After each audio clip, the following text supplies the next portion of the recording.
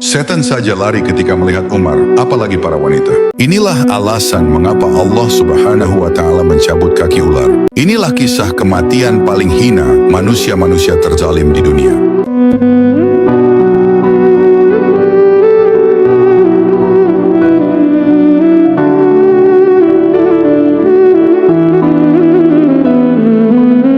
Setan saja lari ketika melihat Umar, apalagi para wanita.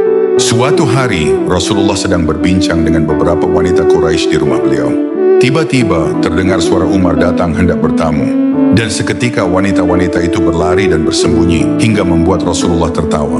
Melihat Rasulullah tertawa, Umar pun heran dan bertanya, "Apa yang membuatmu tertawa, wahai Rasulullah?" Rasulullah menjawab, "Aku heran pada wanita-wanita itu. Begitu mendengar suaramu, mereka segera bersembunyi." Dengan penuh penasaran, Umar bertanya, "Wahai para wanita, mengapa kalian takut padaku dan tidak takut pada Rasulullah?" Mereka menjawab, "Karena engkau lebih keras dan kasar dibandingkan beliau." Rasulullah pun bersabda, "Wahai Ibnul Al-Khattab, demi zat yang jiwaku berada dalam genggaman tangannya, sesungguhnya jika setan melihatmu berjalan di suatu jalan, dia akan mencari jalan lain untuk menghindarimu." Inilah kisah kematian paling hina manusia-manusia terzalim di dunia. Yang pertama, Raja Namrud. Raja Namrud tewas karena seekor nyamuk yang bersarang di kepalanya.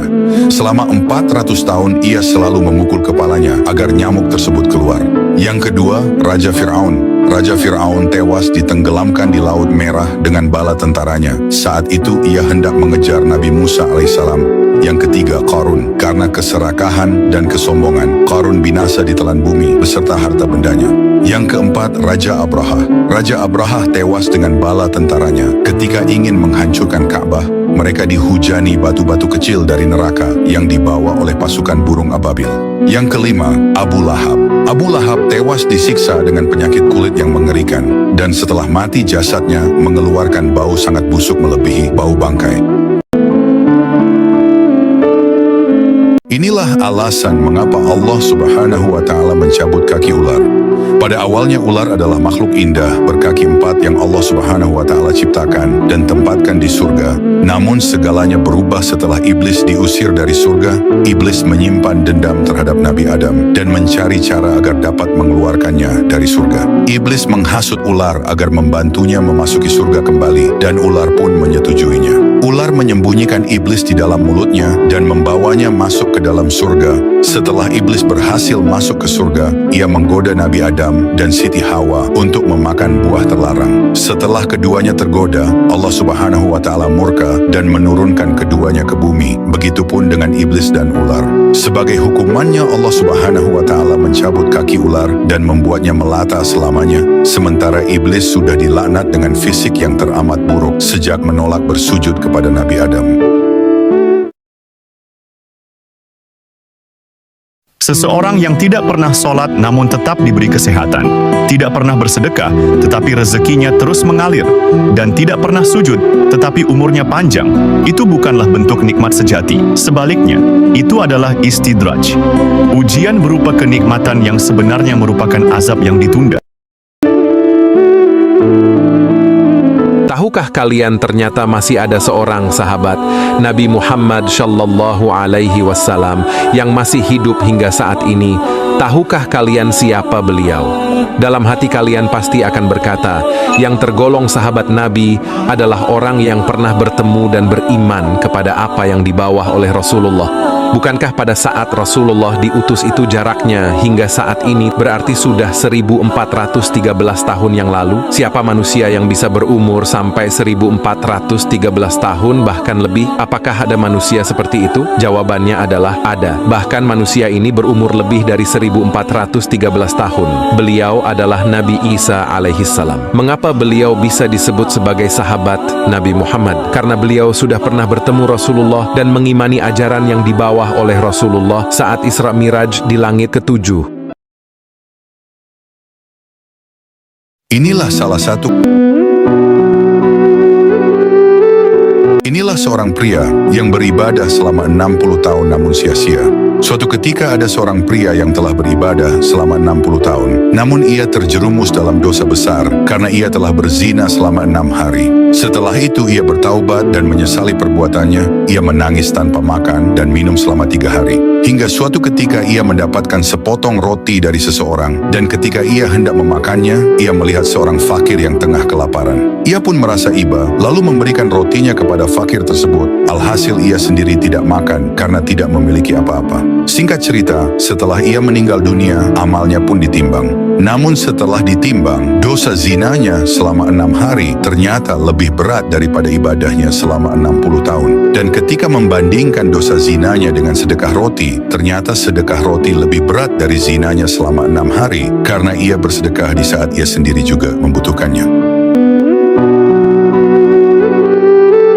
Inilah awal mula terjadinya zina di masa awal keturunan Nabi Adam. Setelah melakukan pembunuhan pertama di muka bumi, Qabil pun pergi membawa Iklimah. Kemudian ia membuat peradaban baru di sebuah lembah yang cukup subur. Singkat cerita, peradaban Qabil berkembang sangat pesat. Qabil dan Iklimah memiliki banyak keturunan. Kemudian iblis menjadikan mereka sebagai target sasaran empuk. Iblis menjelma menjadi manusia, lalu memperkenalkan seruling kepada mereka. Mereka pun tertarik karena mereka baru mengenal alat musik. Dan saat itu baru permulaan zaman. Namun setelah seruling itu ditiup, mereka terbawa suasana. Mereka tanpa sadar mulai menari dan menikmati pertunjukan itu. Singkat cerita, seiring berjalannya waktu, mereka semakin terbawa oleh siasat iblis. Mereka menetapkan 1 malam dalam seminggu untuk melaksanakan pesta pertunjukan musik. Mereka berkumpul di malam tersebut, mereka menikmati pertunjukan itu. Mereka berpesta, mereka menari dan mengumbar aurat, hingga akhirnya mereka terjatuh dalam perzinaan.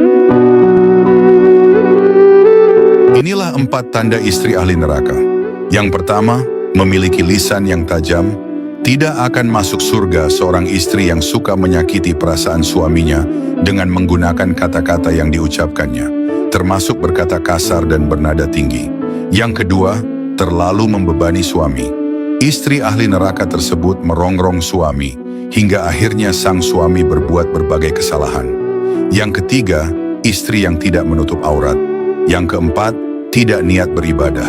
Tidak akan masuk surga seorang istri jika ia tidak memiliki keinginan beribadah, tidak mau disuruh sholat oleh suami, dan hanya memikirkan makan tidur saja. Inilah 10 golongan umat Nabi Muhammad yang tidak akan pernah masuk surga.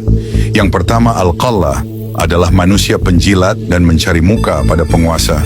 Yang kedua, Al-Jayuf, adalah orang-orang pencuri kain kafan kuburan. Yang ketiga, Al-Qattar, manusia-manusia pengadu domba. Yang keempat, Al-Daibub, adalah mucikari dan penjual perempuan sebagai pelacur. Yang kelima, Al-Dayuts, orang-orang yang tidak cemburu melihat istri dan anak gadisnya bergaul dengan laki-laki lain. Yang keenam, Syahihul Athabah, adalah para penabuh gendang besar. Yang ketujuh, Syahibul Kubah, para penabuh gendang kecil. Yang kedelapan, Al-Utul, orang sombong yang tidak mau memberi maaf saudaranya yang meminta maaf. Yang kesembilan, Az-Zanim, para pengunjing atau orang yang suka duduk di pinggir jalan. Dan yang terakhir, Al-Aqli Walidaih, anak yang durhaka kepada orang tua.